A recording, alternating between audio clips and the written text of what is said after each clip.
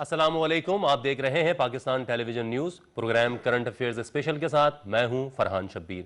आज के प्रोग्राम में हम बात करेंगे वफाक की जानिब से सिंध एक्शन प्लान के हवाले से। बुध के रोज़ वज़ीर आज़म पाकिस्तान इमरान खान का सिंध से ताल्लुक़ रखने वाले क़यादत पाकिस्तान तहरीक इंसाफ के रुकन सूबाई असम्बली और कौमी असम्बली से उनकी मुलाकात हुई थी और उसमें उन्होंने जो सिंध के हवाले से जो पैकेज दिया था, वफाक ने 16 अप्रैल को जो ऐलान किया था 440 अरब रुपए के फास्ट एक्शन तरक्याती प्लान का 3 साल के अरसों के अंदर वो इस्तेमाल होगा, उस बारे में वज़ीर आज़म ने यह इजलास बुलाया था और इस इजलास में फैसला किया गया है कि अब सिंध के अंदर वफाक की तरफ से सिंध एक्शन प्लान को तेज़ करने के लिए वफाक अपने इदारों को भी इस्तेमाल करेगा और इसमें सिंध पैकेज के तहत जो प्रोजेक्ट हैं उसमें Karachi green line rapid transit system जो है उस पर तेज़ किया जाएगा। सिंध में स्मगलिंग, मुनशियात और बैड गवर्नेंस, बद इंतज़ामी की रोकथाम के लिए वफाक अपने किरदार करेगा। वज़ीर आज़म भी दौरे करेंगे। वज़ीर आज़म ने यह कहा है कि अमन व अमान के लिए भी वफाक के इदारों को इस्तेमाल किया जाए। काफ़ी तवील मुशावरत रही थी सिंध की जानिब से, इसका सिंध के जो रहनुमा हैं पीपल्स पार्टी के रहनुमा सिंध हुकूमत के, उनकी जानिब से इस पर तनकीद भी की गई।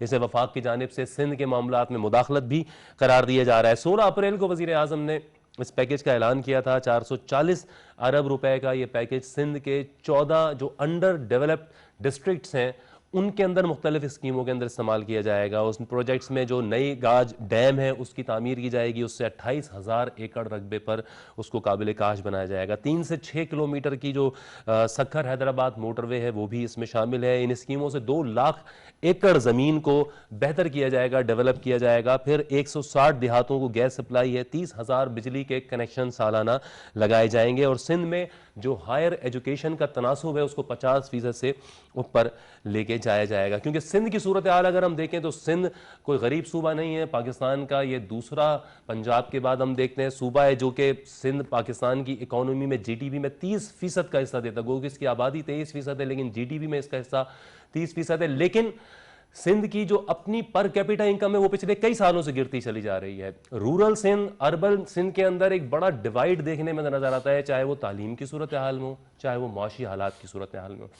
शहरी इलाके तो मसाइल के शिकार हैं लेकिन जो देही इलाके हैं उनमें वो मसाइल कई गुना ज़्यादा बढ़ जाते हैं। इसी कुछ सूरत हाल पर हम बात करेंगे कि वफाक की जानिब से अब ये जो एक्शन प्लान है वो अगले 3 सालों में किस तरह से हमें ज़मीन के ऊपर उसके इकदाम नज़र आएंगे।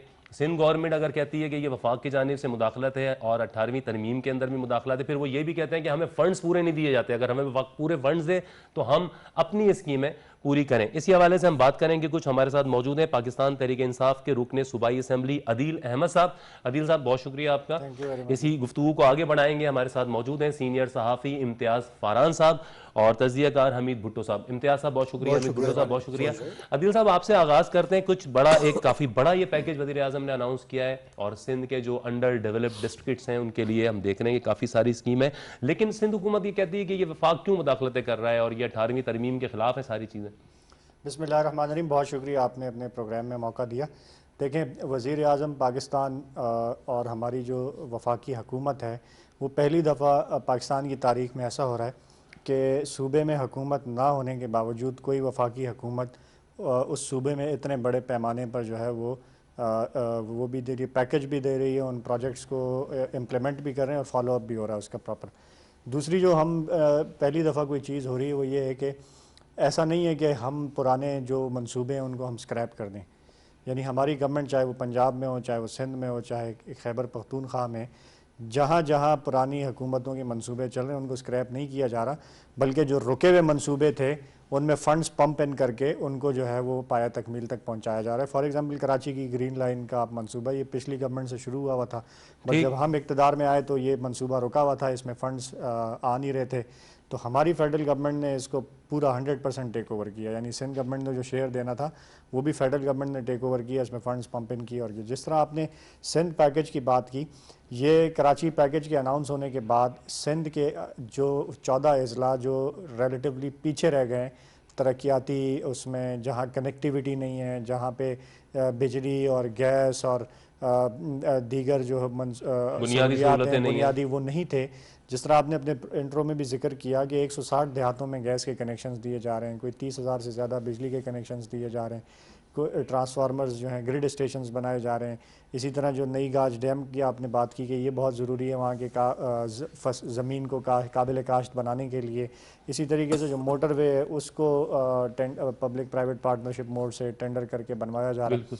तो ये वो बड़े मंसूबे हैं जो सिंध में किए जा रहे हैं वज़ीर आज़म इमरान खान साहब की तरफ से। और सिर्फ यही नहीं, जो हमारा जो कराची के अंदर जो पैकेज दिया 1100 अरब रुपए का, उसमें ट्रांसपोर्ट के मंसूबे हैं, जैसे ग्रीन लाइन है, जिस तरह से सर्कुलर रेलवे है। फिर जो बारिशों के बाद कराची डूब जाता था, नाले इनक्रोच थे, सफाई नहीं होती थी, उन नालों की रिहेबिलिटेशन जो है वफाक ने अपने ज़िम्मे ली। 3 बड़े नाले, औरंगी नाला, महमूदाबाद नाला और गुजर नाला। फिर जो हमारे K4 का मंसूबा 12 साल से तातुल का शिकार था, बन नहीं पा रहा था, उसको 100% फेडरल गवर्नमेंट ने टेक ओवर किया। पहले वो 50-50% बोर्ड पे था, तो अब उसे पूरा फेडरल गवर्नमेंट ने टेक ओवर कर लिया। तो ये वो चीज़ें हैं कि जो वफाकी हुकूमत वो सूबा सिंध के साथ ताउन यानी हेल्पिंग हैंड बन रहा है। ऐसा नहीं है कि कोई सियासी उसमें जो है चपकलिश में सिंध को कोई डिप्राइव किया जा रहा है। दूसरी एक और मैं पॉइंट ऐड करूँ, सॉरी मैं आपका टाइम ले रहा हूँ।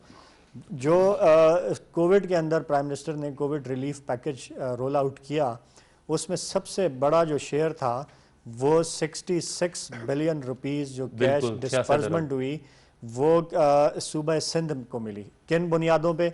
क्योंकि यहाँ पे गुर्बत ज़्यादा है, तो यहाँ पे उसका शेयर सबसे ज़्यादा मिला।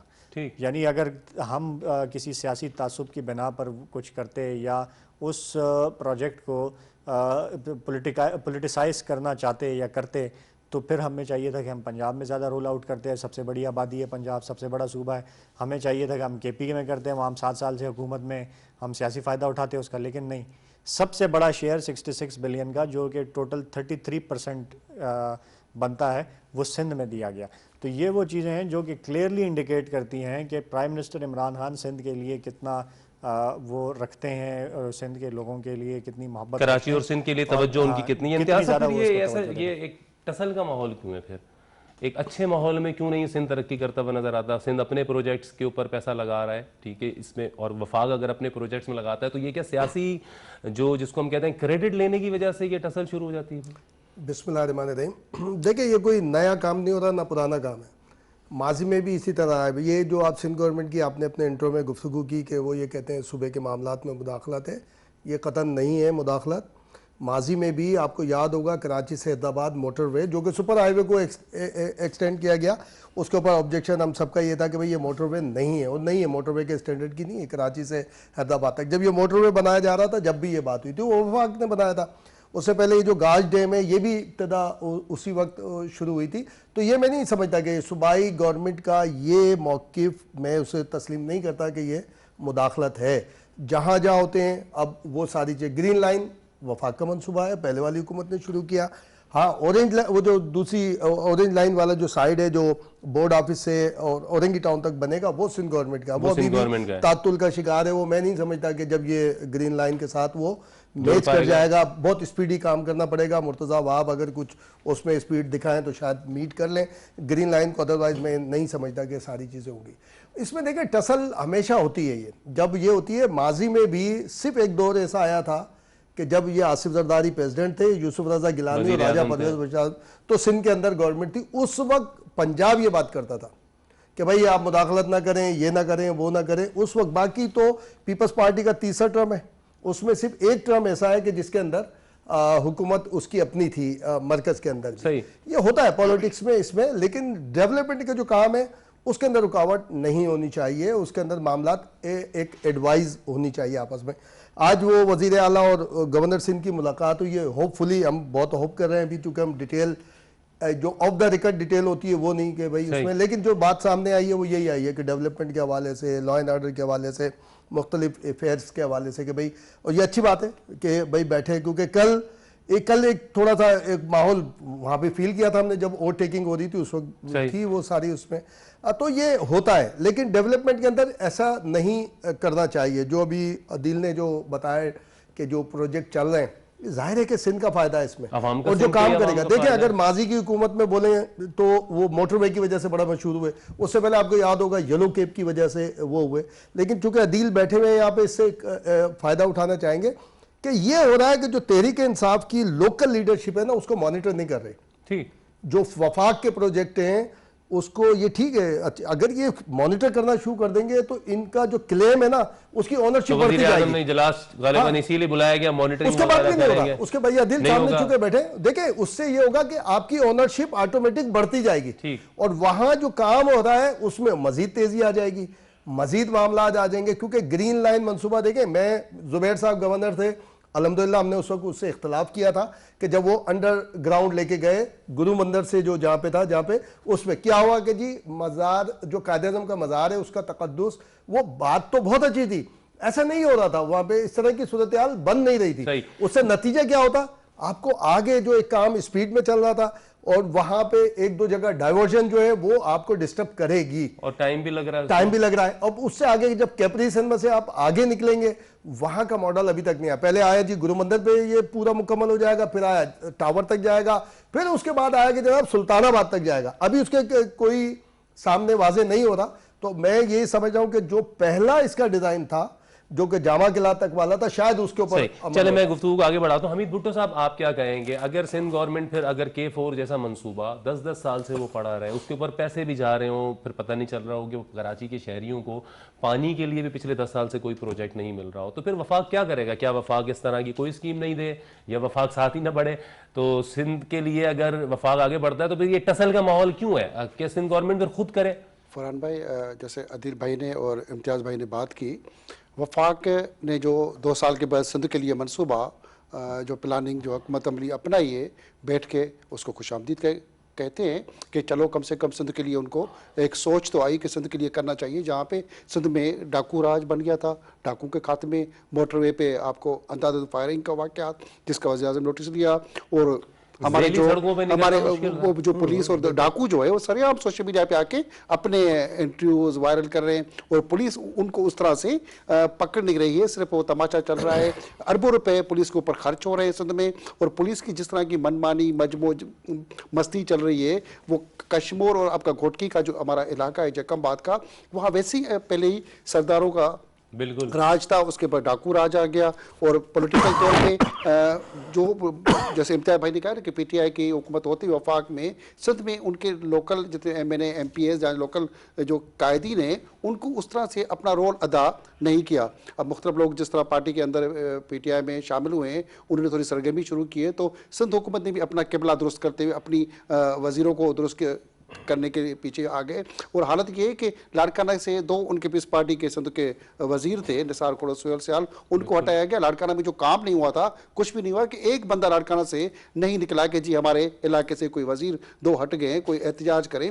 लाड़काना से लेके आपका कश्मीर तक अवाम मायूस है, उनको वफाक की तरफ से ये पैकेज मिलना, सब उसको वेलकम भी कह रहे हैं, मगर इस पर अमल करने की ज़रूरत है। और जब तक प्लानिंग के साथ लोगों को फैसिलिटी नहीं देंगे, सिंध हमेशा सबको वेलकम करता है, मोहब्बतों के साथ, अमन के साथ। और जिस तरह रेवेन्यू की बात आपने की, सिंध आपका घोटकी हमारा एग्रीकल्चर के हवाले से, काटन के हवाले से रेवेन्यू दे रहा है। हम कराची में जितनी भी हमारे सनतकार हैं, वो चाहे पोर्ट है, जितना रेवेन्यू हम सिंध दे रही है, सिंध में उस तरह से खुशहाली नहीं आ रही। ऐलानात स्कीमें आती रहती है और मौजूदा स्कीमें तो वर्षों से 15 साल तो पीपल्स पार्टी को गिरफ्तार होते हुए रह गए। तो सिंध की हालत अगर बदल नहीं रही हो और पीछे जा रही हो, पर कैपिटा इनकम गिर रही हो, तो क्या पीपल्स पार्टी खुद उसकी जिम्मेदारी अपने ऊपर लेगी या नहीं लेगी? पीपल्स पार्टी को अपनी जिम्मेदारी लेनी चाहिए। वो जो अपने ऊपर जिम्मेदारी नहीं ले रहे, सिर्फ अपने चेहरे तब्दील करते हैं। करप्शन का राज सिंध हुकूमत में क्या हुआ है? अगर जितना सिंध का बजट है, मैं समझता हूं उसका 20% भी लग जाता तो सिंध इस वक्त आपको खुद ही वजीर जन्नत की तरह नजर आए, मगर ऐसा नहीं हुआ है। वजीर आला भी वही हैं, और बड़े जब वो बनाए गए थे तो बड़ा कहा गया था जी स्टैनफोर्ड के पढ़े लिखे हैं, सिंध की हालत तब्दील करेंगे, नौजवान वजीर आला है, और इस तरह से काफी बुलंद बांग दावे किए गए थे। देखिए ये होता है, इसमें तनकीद भी तो इसीलिए हो रही है ना, जब आप कोई काम नहीं करेंगे, फेडरल गवर्नमेंट है उस पर भी तनकीद होती है, होगी। जब नहीं करेंगे सिंध गवर्नमेंट को भी, पंजाब गवर्नमेंट पे भी, जब नहीं करेंगे आप तो, अब जब नहीं कर रहे तो हो रही है। जहाँ जहाँ किया है वो इस्टेब्लिश नहीं कर पा रहे। बहुत सारे उनके पास है, उनके क्रेडिट पे बहुत सारे, जैसे हेल्थ और कम्युनिकेशन में मैं समझता हूँ सिंध गवर्नमेंट की तरह किसी गवर्नमेंट ने काम नहीं किया।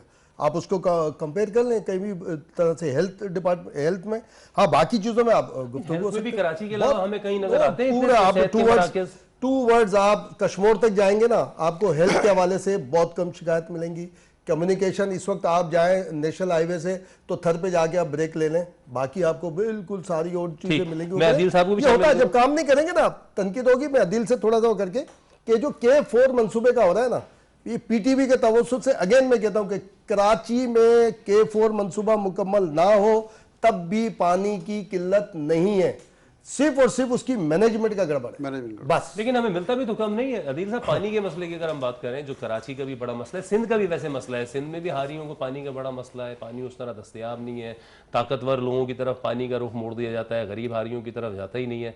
लेकिन कराची तो इस मामले में बहुत ज़्यादा ही एक तरह से महरूमी का शिकार है। जितना कराची की कोई एक 10 मिलियन गैलन 48 मिलियन गैलन मिलता है, जबकि 100 मिलियन गैलन से ज़्यादा की ज़रूरत है, 108 मिलियन गैलन की ज़रूरत है कराची को। कराची की जो ज़रूरत है वो 950 से 1000 MGD मिलियन गैलन्स की है, और जो कराची को करंट सप्लाई आता है वो 450 मिलियन गैलन आता है। तो ये तकरीबन 50% का शॉर्टफॉल है पानी का। लेकिन जिस तरह से मैं इम्तियाज़ साहब की बात से एग्री करूँगा कि मैनेजमेंट के अंदर सीरियस गड़बड़ है। कराची की जो डिस्ट्रीब्यूशन सिस्टम है पानी का, एक तो जो डिस्ट्रीब्यूशन नेटवर्क कराची का था वो सब तबाह और बर्बाद हो गया। कहीं पे भी आप देख लें कंड्यूट्स, ये जो कंड्यूट यहाँ से आती है फ्यूचर मोड़ से शाह फैसल, और शाह फैसल से ये यहाँ कारसाज तक आती, इस कंड्यूट से पानी जो है वो मसरूर बेस तक जाता था। सही, ठीक है। आज उससे शाह फैसल तक पानी नहीं पहुँचता उस कंड्यूट से। बिल्कुल ठीक, क्यों नहीं पहुँचता? क्योंकि पीछे आबादी इतनी बढ़ गई है, पीछे हाइड्रेंट्स बन गए हैं जो कि इलीगल पानी बेच रहे हैं पूरे शहर को। तो जिस दिन आप एक चीज़ आप कर लें, ये हाइड्रेंट्स जो है ना, इसका बिजनेस आप बंद कर दें, तो मेरे ख्याल से कि 100% तो वाइट गोल्ड है शहर में। 10 to 20% जो है वो पानी का, ये कराची का मसला हल हो जाएगा। टैंकर माफिया का खात्मा। उसकी वजह यह है कि बैलेंस तो इसी में जा रहा है। अदील सही कह रहे पानी का जब ये बिजनेस अगर पानी के डिस्ट्रीब्यूशन ठीक कर देंगे तो इनका टैंकर माफिया का बिजनेस खत्म हो जाएगा। बिल्कुल, ये सीरियस मसला है डिस्ट्रीब्यूशन का। लेकिन उसके बावजूद कराची को पानी का शॉर्टफॉल है, और मैं समझता हूँ कि K4 का बनना जो है वो इंतहाई ज़रूरी है। लेकिन K4 3 साल में बन भी जाता है, पानी कराची के डोर स्टेप पे आ भी जाता है। लेकिन अगर ये डिस्ट्रीब्यूशन नेटवर्क जो कि ओवर द ईयर्स तबाह हो गया है, इलीगल लाइंस, इलीगल कनेक्शंस और लीकेजेस सिस्टम के अंदर, इस वक्त कराची के पास कोई मास्टर प्लान नहीं है। आप किसी डिपार्टमेंट से पूछ लेना कि आपकी जो यूटिलिटीज़ हैं उसका नक्शा आप निकाल के ले आए, किसी के पास नहीं है। यानी KDA अपना अलहदा काम कर रहा होता है, KMC अलहदा काम कर रहा होता है, DMC अलहदा लाइनें बिछा रहा होता है, ठीक है, वाटर एंड सीवरेज बोर्ड अलहदा बिछा रहा होता है, PWD का इदारा अपना काम कर रहा है। तो ये 7-8 इदारे ऐसे हैं कि जो कि अपना अपना ज़मीन खोद के चले जाते हैं, लाइनें एक दूसरे की डैमेज कर देते हैं, लीकेजेस हैं। तो ये जब तक डिस्ट्रीब्यूशन नेटवर्क ठीक नहीं होगा, तो मैं बिल्कुल एग्री करता हूँ कि कराची में पानी का मैनेजमेंट का वज़ीर आला सिंध में पिछले बजट भी आया, उन्होंने फिर यही कहा कि हमें पिछले साल भी वफाक ने फंड्स रिलीज नहीं किए, और अब भी जो है वो फंड्स के मसले, ये फंड्स के मसले क्या वफाक की तरफ से इतने संजीदा होते हैं कि ये नहीं सरासर कितना पैसा ट्रांसफर हुआ पिछले साल में? और अगर हम बात करें, सरासर झूठ है, सरासर जो है वो गलत बयानी है। क्योंकि इस साल भी जो बजट में फेडरल रिसीट रखी है सिंध ने 760 अरब रुपए की रखी हैं, तो पिछले साल क्या नहीं मिली थे पूरे? 100% मिलती हैं बिल्कुल। ये वफाक रोक ही नहीं सकता। वफाक के पास कोई ऐसा मैकेनिज्म ही नहीं है कि किसी सूबे का पैसा रोक ले। ठीक है, अगर ये कोई इल्ज़ाम लगाता है तो ये पॉलिटिकली जो है वो विक्टिम प्ले करने की कोशिश होती है, लेकिन असल में ऐसा नहीं होता। मैं एग्जैक्ट फिगर्स तो अभी मुझे पता नहीं, लेकिन मैं आपको कंपैरिजन बता सकता हूँ। यानी पिछले 14 साल से गवर्नमेंट है ना इनकी, तो मेरे ख्याल से कोई 2500 से 3000 अरब रुपया तक डेवलपमेंट का सिंध ने अपना, जो इन्होंने खुद मुख्तस किया, ठीक है, वो 2500-3000 अरब रुपया आप देख लें कहाँ तरक्याती काम लगे। ये तो हमारी वो नहीं है ना, ये तो सुप्रीम कोर्ट के अंदर 90 अरब लाड़काना में लगे हैं। वो तो 90 अरब नहीं, 900 अरब, 900 अरब लाड़काना। जी जी जी। तो वो तो सुप्रीम कोर्ट ने टेकअप किया था ना वो केस, जिसका बड़ा मशहूर स्टेटमेंट था कि डायन भी 7 घर छोड़ के डाका मारती है। तो वो लाड़काना में जो इतना बड़ा डाका पड़ा है। खैर ये वो बातें, मैं थोड़ा सा वो हेल्थ वाले उस पर करूँगा कि सिंध के हेल्थ का सिस्टम देखें। 2012 से 2021 आ जाए, 2012 में सिंध गवर्नमेंट ने अनाउंस किए थे कोई 42 या 44 कौन से जो ये बर्न्स के होते हैं ना, इमरजेंसी के जो यूनिट्स होते हैं, हॉस्पिटल्स होते हैं, और उनमें से आज एक भी नहीं बना। अगर उसकी आप रिपोर्ट उठा के देख लें ना, वो 42 या 42 या 44 हॉस्पिटल्स अनाउंस किए थे, आज एक भी नहीं बना। ट्रामा सेंटर्स ट्रामा सेंटर्स जो हैं उसमें एक भी नहीं बना। सिविल का सिर्फ जो है वो एक अपग्रेड हुआ है, वो भी एक पुराना बड़ा ट्रामा सेंटर इनका है। सिंध के अंदर एक बना शहदाद कोर्ट में, 2012 में इफ्तिताह किया था उसका मोहतरमा फरियाल तालपुर साहिबा ने, उस वक्त MNA थी वो वहाँ से। मैं उस हॉस्पिटल का ख़ुद विज़िट करके आया हूँ। हॉस्पिटल की बिल्डिंग कंप्लीट है, ठीक है, उसकी मशीनरी 100% आ गई थी जो वहाँ से फिर चली गई है, ठीक है। और उस बिल्डिंग की हालत ये है कि उसके अंदर जो वायरिंग है ना, इलेक्ट्रिकल कॉपर की वायरिंग, वो वहाँ के जो नशा करने वाले लोग होते हैं वो निकाल के वो बेच रहे हैं, यानी वो बिल्डिंग की चीज़ें बिक गई सारी। अभी तो ये वहाँ ये सिंध के हॉस्पिटल्स का देखें, एक आध जो इसको ये कैश करते हैं NICVD को, तो अभी लेटेस्ट खबरें ये हैं कि NICVD में लोगों को वो किया जा रहा है, मना किया जा रहा है इलाज से कि फंड्स नहीं है तो मुफ्त इलाज नहीं हो सकता, पैसे जमा करवा के इलाज होगा। तो ये सूरत हाल जो है हेल्थ सिस्टम की सिंध में है। मैं हमीद भुट्टो साहब आप क्या कहेंगे? मैं एक आर्टिकल भी पढ़ रहा था, खैरपुर के हवाले से था, खैरपुर मीरस की सूरत हाल तालीम की, वहाँ के वज़ीर आला सिंध साबिक़ कायम अली शाह का अपने एक अरसे से वो हल्का है, वहाँ तक ये सूरत हाल है कि 20 के करीब प्राइमरी स्कूलों पे एक सेकेंडरी स्कूल है और वहाँ पर भी कोई खास तरक्की नहीं हुई। तो ये 15 सालों में 12 सालों में सिंध में किस इलाके में सही तरक्की हुई कि हम कह सकें कि हाँ ये एक मॉडल इलाका रहा सिंध का, जिसमें एजुकेशन, हेल्थ, हर चीज़ बेहतर रही हो जिले में? सिंध में तालीम और एजुकेशन और लोकल गवर्नमेंट के हवाले से मैं समझता हूँ कोई खास काम नहीं हुआ। तीनों डिपार्टमेंट में करप्शन उरूज पे रही, और स्कूल जो हमारे हैं वो स्कूल बिल्डिंगें तो हैं मगर उसमें घोस्ट टीचर, और हमारे साथ जो अलमिया रहा है कराची के अंदर भी स्कूलों के नाम पे जो बिल्डिंगें थी मुख्तलिफ लोगों को अलाट करके 100 से ज़ायद बिल्डिंगें जो स्कूलों की थी वो मुख्तलिफ लोगों ने माजी के जो यहाँ कराची के अंदर हुकूमत कर रहे थे उन लोगों ने मिली बकत करके उन पे कब्जे कर लिए, वो शॉपिंग प्लाजा और बिल्डिंगें बन गई। और ऐसे ही सिंध के अंदर बहुत सारे हमारे जो स्कूल हैं वो मुख्तलिफ वडेरों के ओता के बनी हुई है, वो उनका अपना अमला बैठा हुआ है। वो अभी जैसे अभी भी 2020-21 अभी भी ऐसा ही है, मैं उसी आज की बात कर रहा हूं। मेरा भी ताल्लुक लाड़काना से, और लाड़काना की अगर सूरत बात करें तो वहाँ पे स्कूल का निज़ाम है, गरीब से गरीब का जो बच्चा है मजदूर, वो भी नहीं चाहता कि मेरा बच्चा जाके सरकारी स्कूल में पढ़े। 200 रुपए जिसके पास अरब रुपया तालीम के ऊपर जा रहा है, उस पे 70% करप्शन हो रही थी। और अभी भी सिंध हुकूमत ने जो मिनिस्टर एजुकेशन नया लाया सरदार शाह, अच्छा बंदा है, उससे हमें उम्मीद थी। वो बीच में मिनिस्टर बना तो उसको ज़बरदस्ती निकाला गया, थोड़ा सा अच्छा काम किया उसने, कुछ ऐसे भी नहीं कि सारा आवा का बिगड़ा हुआ है, कुछ अच्छे लोग भी अगर आते हैं मिनिस्ट्री के अंदर तो अच्छा काम होता है। तो सरदार शाह को इसलिए पहले निकाला गया था कि जी वो अच्छा काम करना जा रहा है। उन्होंने आके टीचर जो जॉब नहीं करते थे, ड्यूटी नहीं करते थे, उसने खुद आके कोई 7000 के करीब ऐसे स्कूलों को आके निशानदेही की जहाँ पे बच्चों को पढ़ाया नहीं जाता। 7000 स्कूलों को पढ़ाई नहीं जाता था, मतलब वहाँ पे एजुकेशन नाम की कोई चीज नहीं। और हालत ये है कि एक स्कूल के अंदर अगर कराची से लेके हम कश्मीर जाए तो बहुत सारे स्कूलों को कैंपस का नाम देके बाकी स्कूल गायब हो गए। एक स्कूल के अंदर 4 स्कूल चल रहे हैं। तो ये टोपी ड्रामा भी एक साथ चल रहा है। ये 272 रुपए यहाँ जा रहे हैं। वहाँ पे वो टीचर बैठे हुए जी, वो बाकी जी स्कूल कहाँ है जी, वो फिलहाल इलाके वाला वो भी इसी में, वो भी इसी में, वो इसमें, ये एक टोपी करके खेला जाता है। अगर बात की जाए हेल्थ की तो हेल्थ के अंदर जितने पैसे हमारी सरकारी अस्पतालों को दिए जाते हैं, टीचर वगैरह उनका क्या हाल है? टीचर्स का वो तो नहीं जाते, वो तो जाके आजकल उन्होंने जी कंप्यूटराइज कर दिया, अंगूठा लगाना है, अंगूठा लगा के फिर वो एहतजाज करते हैं। उनके जो एहतजाज सबके हमें पता है कि उनसे एबीसी पूछी जाए तो एबीसी नहीं आएगी, अपना नाम लिखना भी आए तो नाम लिखना नहीं आएगा। अभी भी अगर कोरोना है तो वो आपके लिए तनख्वाह के लिए टीचर आके एहतजाज करते थे, संघ से आके हमारे स्केल बढ़ा दो, हमारे पैसे बढ़ा दो। मगर कोरोना के दौरान आके भी कोई टीचर आके ये नहीं कह रहा कि जी हम बच्चों को पढ़ाएं, हमें बच्चों के लिए मुस्तकबिल के लिए बात करनी चाहिए, हमारे स्कूल खोल के हम ऑनलाइन ही पढ़ा लें। ऐसी कोई भी मिसाल हमें नहीं मिल रही। उन स्कूल से लाखों रुपए तनख्वाह, जितनी टीचर्स की तनख्वाहें हम और आप सोच भी नहीं सकते मीडिया में बैठ के। मगर ये सब कुछ होते हुए अस्पतालों की बात की जाए, अगर कार्डियो में जो ये बिलावल साहब भी आके कहते हैं कि जी हमने कार्डियो में पूरी इनकलाब लेके आ गए, उस कार्डियो में गरीब का कोई इलाज नहीं। एग्जीक्यूटिव के नाम पे अगर कराची में भी चले जाए तो अलग फर्स्ट फ्लोर एग्जीक्यूटिव नाम बना हुआ है। 3000 से कम कोई देखेगा नहीं सरकारी अस्पताल में। आप 3000 पे देके एग्जीक्यूटिव में दिखाएंगे, पार्किंग भी आपको मिलेगी जो एग्जीक्यूटिव क्लास में जाएंगे। ऐसे ही जितनी भी कार्डियो के अस्पताल हैं वो नेब और बाकी इदारे तहकीकात कर रहे हैं और वो सुस्ती क्यों कर रहे हैं। मैं समझता हूँ जितनी भी हमारी वैक्सीन से लेके बहुत सारी दवाइयाँ वो हड़प की जा रही हैं अस्पतालों में। कुत्ते से जो अगर कोई बंदे को किसी के बच्चे को वो सब कुत्ते काटे वैक्सीन नहीं मिलती है, इतना जुल्म यहाँ पे सदन में मौजूद है। ये तक अगर नहीं सही से इस्तेमाल हो रहा हो। कुत्ते के काटने की वैक्सीन का तो बड़ा एक अजीब चल रहा है ना मामला। सिंध गवर्नमेंट ये कहती है कि फेडरल गवर्नमेंट ने पाबंदी लगा रखी है, वो आती हिंदुस्तान से थी और कोई बनाता नहीं। हमारे यहाँ पाकिस्तान में तो अल्हम्दुलिल्लाह नाम ने कोशिश की दूसरी वैक्सीन की तरह, इसके हवाले से भी ये भी सूरत हाल आती है।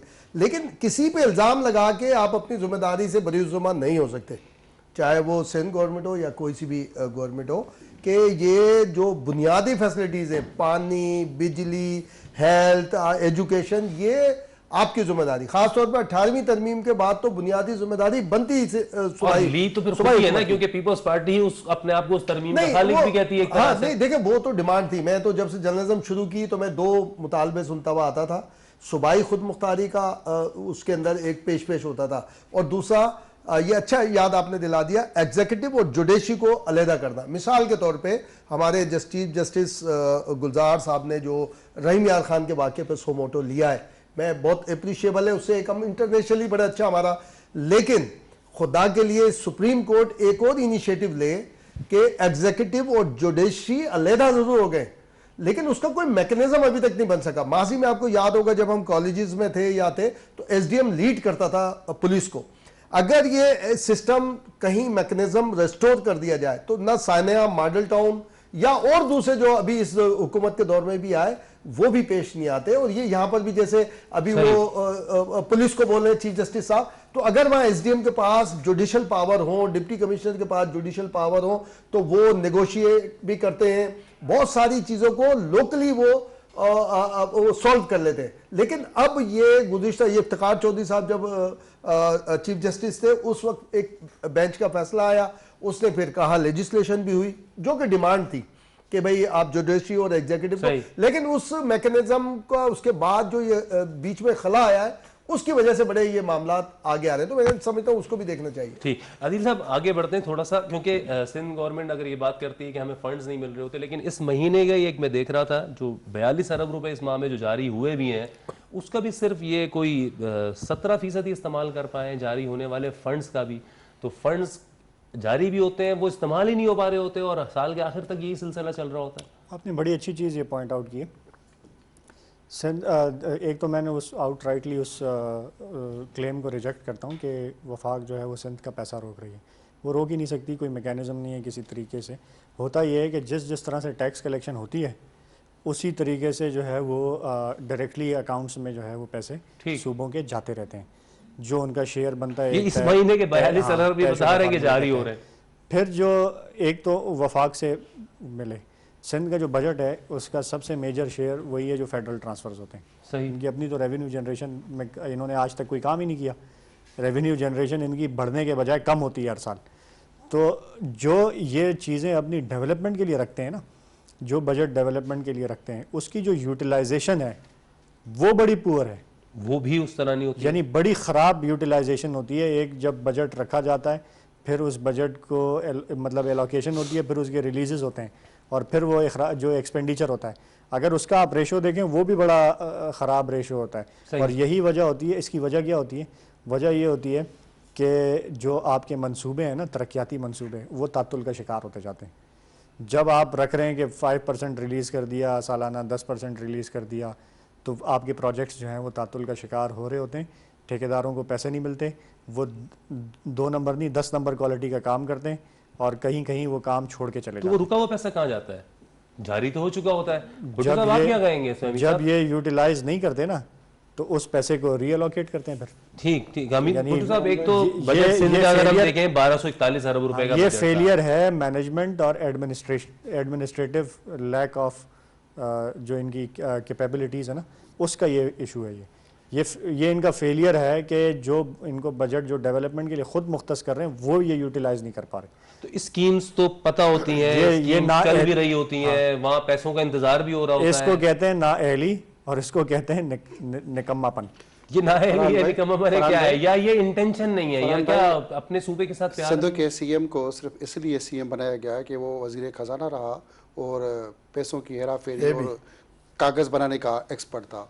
अभी तक वो सेक्रेटरी से लेके जो स्टाफ है जो फाइनेंस डिपार्टमेंट का, वो इसलिए उसके पास है कि उसको वो तरीकाकार समझ गया। वो मखसूस लोग हैं जो शुरू में गधे गाड़ी पे खरीद नहीं सकते थे, अब वो प्राडो और खरपति और उनकी जायदादें और ज़मीनों और चीज़ों को देख के अमेरत होती है। जितने भी ठेकेदार हैं, मैं समझता हूँ कि ठेकेदारों सबके जितने भी ठेके दिए गए हैं उन सबको नैब और हमारे बाकी इदारे पकड़ के तहकीकात करें तो 90% पैसे करप्शन के बीट में उनके पास होंगी। यहाँ पे हमारे पास रोड, रास्ते, स्कूल, कॉलेजेस, बिल्डिंगें बनती हैं, मगर बनने से पहले वो कभी पानी में बह जाते हैं, कभी किसी में कागज़ों में, फाइलों में होते हैं, उनके पैसे जारी होते हैं। और बहुत सारी बिल्डिंगें और रोड, रास्ते ऐसे भी बनते हैं जिनके ऊपर 3-3 बार बिलिंग होती है, पैसे होते हैं, और उसमें आपका एजी डिपार्टमेंट से लेके फाइनेंस के जितने भी वाबस्ता डिपार्टमेंट है वो सारे के सारे उस करप्शन में मलूस है। खाली में ये नहीं कहता है कि ये सिंध हुकूमत करप्शन में मलूस है, उसकी जवाबदारी मैं समझता हूँ तो वफाक के वाबस्ता जो तहकीकात करने वाले इदारे हैं उनको भी थोड़ा बहुत हिस्सा मिलता है, तभी वो आंखें बंद करके सो जाते हैं। अगर वो सारे के सारे आंखें बंद नहीं करें और तहकीकात करें और हमारी अदलिया से लेकर सब इदारे प्रॉपर तरीके से हर स्कीम की निगरानी करें तो, और मीडिया से लेकर सब इदारे, तो मैं समझता हूँ कि इतनी करप्शन नहीं होगी जिस तरह करप्शन की हमारे पास एक बेताशा एक नहर नहीं चलती, जैसे वो कहते जी शहद की हम नहरें हो तो यहाँ पे पैसों की नहरें बहती हैं जो ये लोग ठेकेदारी का काम करते हैं। इससे इनकार नहीं जाएंगे। इसमें मैं एक चीज ऐड करूँ, जी जी सॉरी आप पहले मैं आप कहें तो फिर मैं एक चीज़ मैं ऐड करूँगा कि ये जो भुट्टो साहब ने बताया कि सीएम सिंध को इसलिए वज़ीर आला लगाया गया कि वो फाइनेंस में हेर फेर जानते हैं। हम इसको बार बार उठा भी चुके हैं। इस वक्त सिंध का जो सेक्रेटरी फाइनेंस है ना, वो नैब से करप्शन में प्ली बार्गेन करके बैठा हुआ है ओहदे पे, और ये सिर्फ ये सेक्रेटरी फाइनेंस यानी ख़जाने का जो सिंध के पूरे बजट की हेर फेर जो बंदा कर रहा है वो नैब से प्ली बार्गेन करके बैठा हुआ है। प्ली बार्गेन का मतलब ये है कि उसने अपनी करप्शन एक्सेप्ट की और नैब को कुछ पैसे वापस किए 10% 20% के भाई ये लो और मेरी जान छोड़ो। सही, वो प्ली बार्गेन से आया तो उसको उसके बावजूद सेक्रेटरी खजाना लगाया हुआ है। और सिंध में, सूबा सिंध में इस वक्त एडमिनिस्ट्रेटिव पोजीशंस पर बैठे हुए इस तरह 500 से ज़ायद अफसरान हैं जो नैब से प्ली बार्गेन करके बैठे हैं। फिर इसका हल क्या है? फिर वफाक अगर कोई इकदाम उठाता है तो वो मुदाखलत कहलाई जाती है। वफाक क्या अगर इसका हल क्या है? अगर ऐसे लोग बैठे होंगे जो खुद प्ली बार्गेन करके, तो वो तो वाज़ेह तौर पर समझ में आ गया कि आपने एक्सेप्ट कर लिया है। स्कूलों का जिक्र हुआ, मैं आपको अपने हल्के में ऐसे स्कूल दिखाता हूँ कि जिनके फंड्स जारी हुए हैं, जिनकी पूरी ठेकेदार के उसमें कंप्लीट हो गए काम कंप्लीट, और वो बिल्डिंग्स ऐसे ही खड़ी हुई हैं, वो उस पर काम नहीं हुआ। वो उसकी और ये शहर कराची के लगे, कराची शहर में दिन दहाड़े उसकी सारी वो हो गई है, बिलिंग हो गई है, और बिल्डिंग्स जो है ना स्कूल की ऐसी खड़ी हुई है, उस पर काम नहीं हुआ। और यही हाल हॉस्पिटल्स का है। हमने असम्बली में एक क्वेश्चन पुट किया था, उसका जवाब जो वज़ीर सेहत हैं वो अजरा पेचो साहिबा हैं, आसिफ अली जरदारी साहब की हमशीरा हैं, बहन है उनकी जी। उन्होंने एक सवाल के जवाब में उन्होंने बताया कि बड़ा सेक्रेटरी सेहत भी गालिबन उनके बहन हुई थी, वो पहले थे, अब मेरे ख्याल से कोई और है। उन्होंने बताया कि हैदराबाद जो पूरा वो है ना डिवीज़न है, उसमें कोई एक BHU भी सिंध हुकूमत नहीं चला रही, सारे सबलेट किए हुए हैं किसी न किसी NGO को। सही। तो सिंध में आप अगर अंदरूने सिंध में चले जाए ना, जो बेसिक हेल्थ यूनिट्स हैं, जो तालका हॉस्पिटल्स हैं, वो सब वो किए हुए, सबलेट किए हुए। और वो आपने दवाइयों की बात की, मेरे पास डॉक्यूमेंटेड प्रूफ्स इसके हैं कि दवाइयों में जो इनकी बिडिंग होती है ना, एक बिडर है वो कम बिड पे दे रहा है दवाइयाँ, ठीक है, उससे 10 गुना ज़्यादा कीमत पे एक और को क्वालिफाई किया हुआ है, इसको डिस्क्वालीफाई करके निकाल दिए। यानी वो अगर टोटल अमाउंट कोई अरबों में बनती है कि जो उस दवाइयों में कम पैसे वाले बिडर को जो है डिस्क्वालीफाई कर दिया नॉकआउट करके, और ज़्यादा पैसों वाले को दे रहे हैं। तो ये इसी वजह से मुमकिन है कि जब आप नैब से प्ली बार्गेन शुदा अफसरान को एडमिनिस्ट्रेटिव पोजीशंस पे लगाते हैं तो वो आपको फैसिलिटेट इम्तियाज़ साहब, सिंध की जो पीपल्स पार्टी की पूरी तो आला क़यादत फिर देख रही है सिंध के मामलात को, तो ये जिम्मेदारी तो पूरी आला क़यादत पर आती है। देखिए फरहान बिल्कुल सही है जो गुफ्तगू है, लेकिन मैं समझता हूँ कि सिंध समेत पूरे पाकिस्तान में अगर ये जो आप हल पूछ रहे थे ना, ये 2 चीज़ों पे पाबंदी लगाने के इमरजेंसी फंड का इस्तेमाल, इमरजेंसी को आप बंद कर दें। पहले से बजट में तय करें कि जनाब हर डिपार्टमेंट में मिसाल के तौर पे 10 रुपये ज़्यादा से ज़्यादा इमरजेंसी में यूज हो सकते हैं, अदरवाइज नहीं हो सकते। ये जो था ना कि 44 अरब जो आप बोले कि जी आ चुके हैं, ये जो डिले किया जाता है टिल लास्ट टाइम, देन मुझसे आपसे खबरें चलवाई जाती हैं। ये सब जगह होता है, ये प्रैक्टिस सब जगह। सही। हमसे आपसे खबर चलवाई जाती है कि बाहर निकल आए अवाम और तबाही मच गई, ये मच गई। हम सोचते हैं कि हम अवाम की खबर दे रहे हैं, ऐसा नहीं होता, ये उनकी खबर दे रहे होते हैं। फिर वो रिपोर्ट्स बना के ऊपर भेजते हैं कि जनाब ये प्रेशर बढ़ रहा है हम पर, हम क्या करें। बोलता भाई करो काम, ऑर्डर आ जाते हैं तयशुदा। अब उसमें इमरजेंसी फंड यूज होता है। मिसाल के तौर पर कराची में भी ये जो नाले साफ हुए ना जून से पहले, एक जो गुज़िश्ता पता नहीं कितने अरसे से मुसल्लत है कराची के ऊपर, वो अफसर कहीं नहीं साफ होते नाले, वो अफसर कई अरसे से मुसल्लत है, ठीक है। वो अभी फिर उसने एक समरी भेजी, वो वसीम अख्तर साहब उसकी वजह से बहुत बदनाम हुए, लेकिन अल्हम्दुलिल्लाह वसीम अख्तर साहब ने उसको हटाया नहीं था, साथ लेके चलते थे उसको। उससे ये हुआ कि जी जून से पहले उसने तमाम ठेके जो सफाई के थे, जो मुकर्ररा अमाउंट के अंदर थे, वो सब कैंसिल करवा दिए। और खबर आई कि जनाब हुकूमत सिंध ने फला ने जी इमरजेंसी बुनियादों पे नाले साफ करने का, अब फिर इमरजेंसी ठेके दिए गए। इमरजेंसी जो फंड है ना, उसका शान नजूल ये है कि उसका ऑडिट नहीं हो सकता। ओके। कि आप इमरजेंसी ये कब 5 रुपए में मिलता है, लेकिन चूंकि इमरजेंसी मंगाना था इसलिए 50 रुपए में, और इमरजेंसी है इमीडिएट। और दूसरा, with the permission of competent authority, any transfer, any appointment, any decision, वो आप उसको खत्म करवाएं। सही। एक लॉ मौजूद है, मिसाल के तौर पे एनी लॉ, आप उसको according to constitution, according to any department, उसका लॉ मौजूद होता है। उस लॉ के तहत कि जी मिनिस्टर को क्या पावर है, ये पावर है, ये पावर। लेकिन एक जो आखिर में एक सेंटेंस है ना कि जनाब जो कॉम्पिटेंट अथॉरिटी है वो ओवर रूल कर सकती है एनी लॉ, भाई तो फिर लॉ बनाने की क्या जरूरत है आपको? वहीं पे मसला आ जाता है हर जगह, और ये पूरे पाकिस्तान में प्रैक्टिस होता है। आप देखेंगे ना बहुत सारे नोटिफिकेशन पढ़े आप, विद द कंपिटेंट अथॉरिटी, ये हो गया परमिशन ऑफ, भाई उसमें लॉ आप उसके ऊपर कोट करो ना। अभी भी मिसाल के तौर पर कोविड एक्ट आता है, कोविड एक्ट तो आता है कि जी सो एंड सो ये हुआ एक्ट, उसको कोट करते हैं, उसके आगे लिखा हुआ है with the competent permission of the competent authority, ये इसमें अमेंड हो गया, ये अमेंड हो गया, वाई अमेंड। तो ये दो चीजें, एक तो इमरजेंसी फंड लिखा हो कि जनाब हर डिपार्टमेंट में 2% 1% हो सकता है, और दूसरा ये परमिशन कंपिटेंट अथॉरिटी, वो कंपिटेंट अथॉरिटी भी लॉ को कोट करे। सही। अब वो उसमें होता है कि जी आप मिसाल के तौर पर जो ये एम्प्लॉयमेंट है उस पर पाबंदी है, बिल्कुल ठीक है, हो गई पाबंदी, अब है जी आज जर्नल नहीं हो रहा, मेरे ताल्लुकात बहुत अच्छे, मैंने किया। अब उसमें आएगा कि जनाब उसकी नीड बनाई जाएगी, समरी बनेगी, अब उसके ऊपर छोटा सा एक सेंटेंस लिखा जाता है with the permission of chair या with the permission of competent authority, और ये अपॉइंटमेंट हो जाता है। इसको हम खत्म करवाएं, दो चीजें हो तो मैं समझता हूं बहुत सारी चीजें आ जाएंगी आपको। तो ये तो कैसे खत्म हो गई हमारे यहाँ, जब ये इस चीज को माना ही नहीं जाता। हम देखते हैं कि सिंध गवर्नमेंट तो अपनी किसी भी पिछले प्रोग्राम में ताज हैदर साहब से मैंने ऐसे ही सवाल कुछ किया, तो उन्होंने कहा हम तो खराब बच्चे हैं, हम तो गंदे बच्चे हैं, उन्होंने कहा हम तो ऐसे ही करते हैं। तो इसमें क्या सवाल कोई पूछ सकेगा या क्या इसमें अकाउंटेबिलिटी होगी? फरहान भाई, इम्तियाज़ भाई ने जैसे बातें की ना, अच्छी बड़ी ज़बरदस्त बात की। सिंध हुकूमत के पीछे जो उनको रख रहे हैं, उनकी जो कायदीन है, उनका माइंड सेट है कि जी हमें सिर्फ पैसा चाहिए, नहीं लोगों से कोई वफादारी है, नहीं कोई लोगों से मोहब्बत है। इंसानों को वो समझते हैं कि बस ये हमें वोट देंगे, हमारे वोटर हैं। अगर उनके पास सहूलत देंगे एजुकेशन की, हेल्थ की और आपकी लोकल गवर्नमेंट की, अगर वहाँ पे किसी स्ट्रीट में नाली कोई बल्ब वो वहाँ नहीं लगता।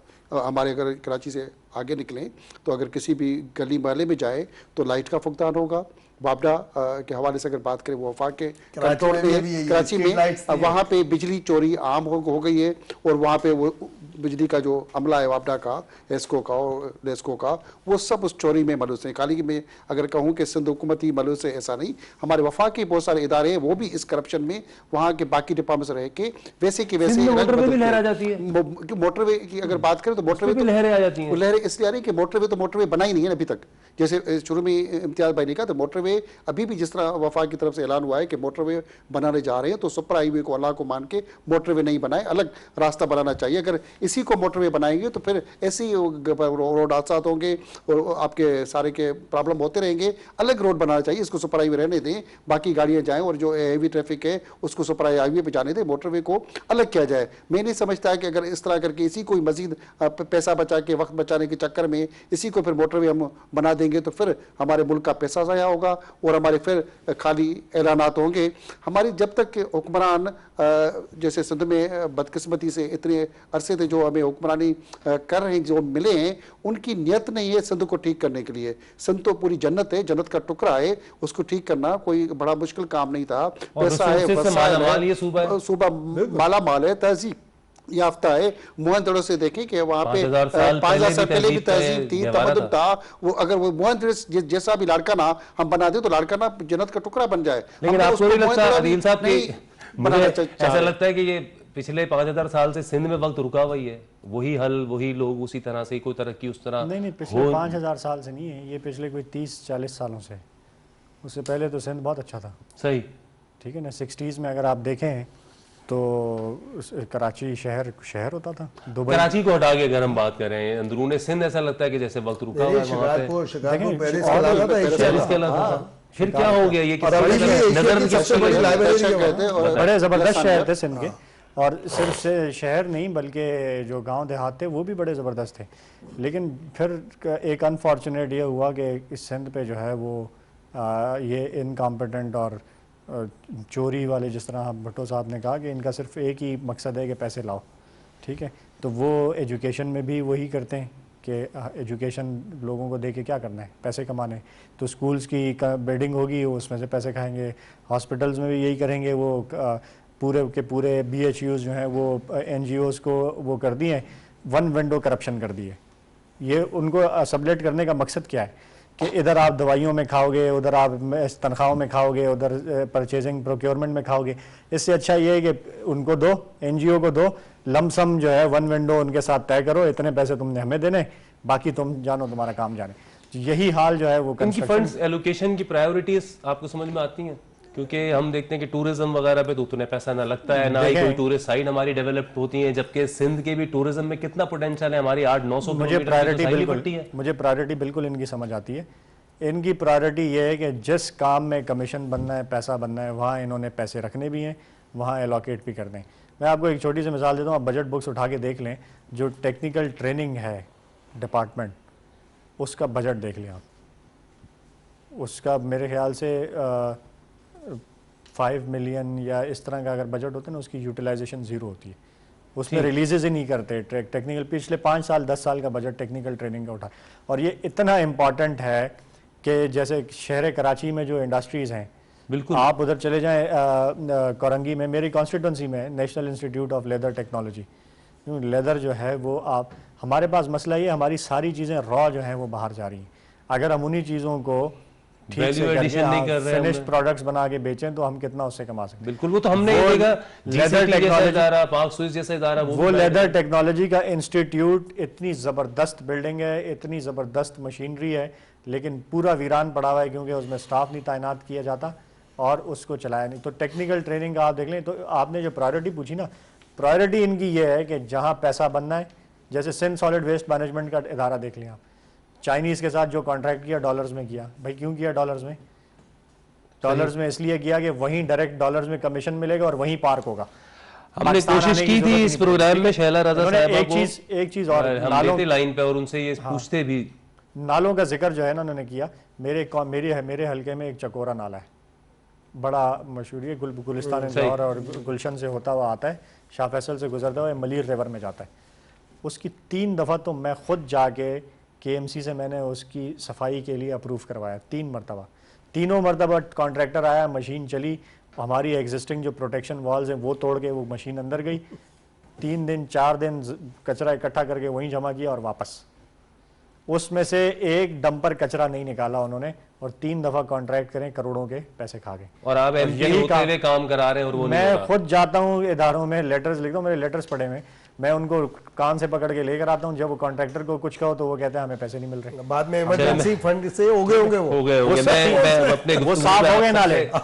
यही वजह थी कि पिछले साल कराची डूबा, और यही वजह थी कि प्राइम मिनिस्टर को कराची आके नालों की सफाई के लिए पैकेज देना नालों पड़ा। की सफाई के लिए पैकेज यानी देना आप पड़ा। बहुत बहुत अंदाजा शुक्रिया लगाएं। आप हजरात का। अदील आप साहब, अंदाजा लगाएं कि एक वफाकी हुकूमत कोई बड़ा काम लिया जाए ना उनसे, खैर बड़े प्रोजेक्ट्स तो वो कर भी नहीं, लेकिन उन जी, नालों की आप सफाई बोलिए, के लिए आप भी वफाकी हुकूमत एक को बात आना ये ऐड करना चाहूँगा, जैसे कोरोना के खात्मे के लिए हम सब मिलके पुलिस से लेके सारे इदारे एक्टिव होके हर चीज़ बंद करके ब्लॉक करते हैं, ऐसे ही करप्शन के खात्मे के लिए सारे इदारे मुश्तरका तौर पे मिलके इमरजेंसी की तरह बिल्कुल। एक्शन प्लान बन के खड़े हो जाएं। कोरोना के लिए सबको बंद करके खड़े हो जाते हैं, ऐसे ही करप्शन के खात्मे के लिए सब कुछ बंद करके हम खड़े हो जाए, लॉकडाउन लगाए करप्शन के खात्मे का, तो मैं समझता हूँ पाकिस्तान में अमन और साफ हमारा यही और यही कोरोना बहुत के शुक्रिया। खात्मे के लिए जो सारे एक्टिव होते हैं ना, वो बकौल चीफ मिनिस्टर सिंध के कि पुलिस की चांदी लगने के लिए होता है। चलें, बहुत शुक्रिया आदिल साहब आपका। से पैसा कमाते आदिल साहब बहुत शुक्रिया, इम्तियाज साहब बहुत शुक्रिया आपका, अमीर भुट्टो साहब बहुत शुक्रिया। हमने कुछ सिंध के मसाइल के ऊपर बात की, वफाक की जानिब से सिंध के जो पैकेज अनाउंस किया गया है और उसके बाद वज़ीर आज़म ने कहा है कि उसको अब तेज़ रफ्तारी के साथ करना है और वफाक भी उसमें